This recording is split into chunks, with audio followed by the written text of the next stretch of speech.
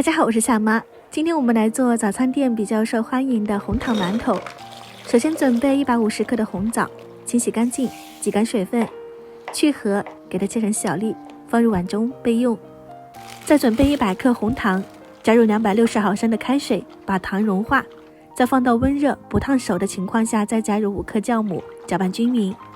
倒入500克的普通面粉，搅拌成面絮状以后，再揉成偏软一点的面团。揉好后直接放到案板上面，下面垫的是一些普通面粉，防止粘黏，用擀面杖擀成面片，再撒上一些红枣粒，再铺一些红糖，这样做出来中间是流心线。铺平整以后，从一端卷起来，卷的时候我们给它压紧，避免露馅。间隔切成馒头，中间划上一刀，做成开花形状，满满都是馅料，像这样子就可以啦。间隔摆放在蒸笼里面，开始进行第一次发酵，下面隔上热水，上面盖上保鲜膜，发酵36分钟，这样可以摸起来是蓬松的状态，就可以盖上盖子，开大火蒸15分钟。